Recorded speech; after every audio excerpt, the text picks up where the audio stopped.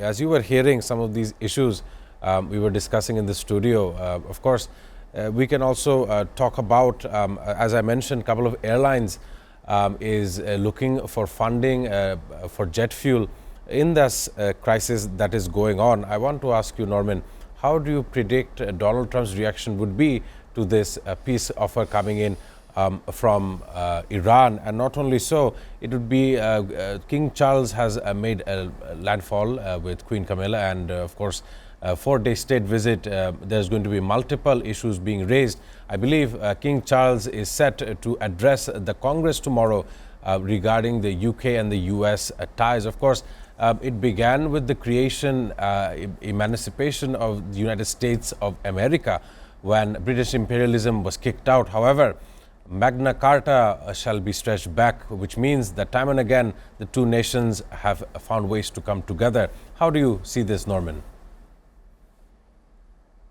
That was a big question. My viewpoint is the king is here to promote the UK,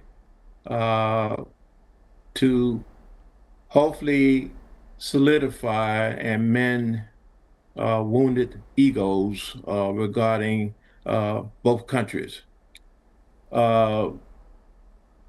The situation here is one that we do not anticipate any type of breakthrough because of the issue with the nuclear weapons and the control of the strait by insisted by Iran.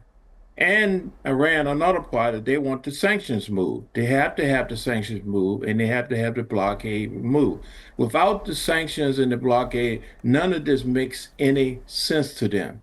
So they have nothing really to lose by this process.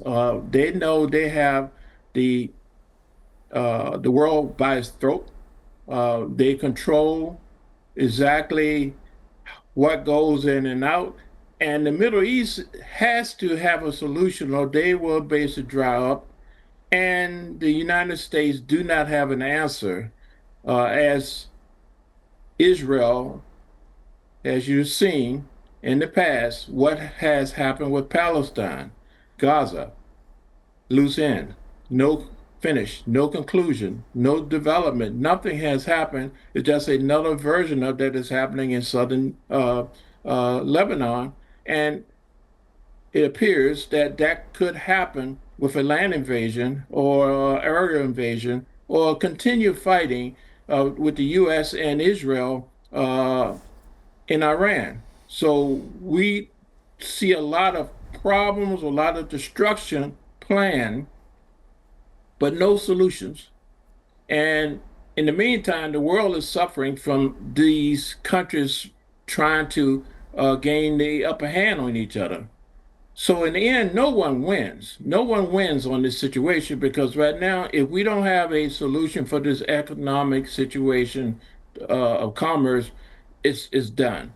If we go in there and destroy the country, same situation. You got 100 million people in Iran. We Right. can't take care of 100 million people. We're not going to take care of 100 million people. We can't take care of the people in Gaza, the West Bank. They can't resolve that. So what we're doing is what's happening is basically a cluster of these problems. They create problems, create situation, but there's no strategy for an exit. And an exit means they have to get things back on the table where everybody moves forward positive. Right now, it's a lose-lose situation.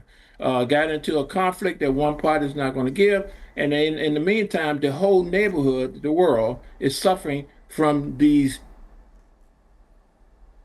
countries not having a plan on what they want to do. Conflict is one thing, but at the end, there has to be a solution. Who wins? In this situation where we're looking right now, no one can win this. No one. You may have a military victory, but that's all it will be, a military victory. Then you have pain and suffering for the next 100 years. So I think cooler heads need to figure out exactly what's going on a military response, a military action is not the solution. It never will be the solution. They have to work out a way to coexist. There has to be some way of coexisting and dealing with things. Even though you don't like me, that's not the issue. The issue is that we have to understand that we have to live another day.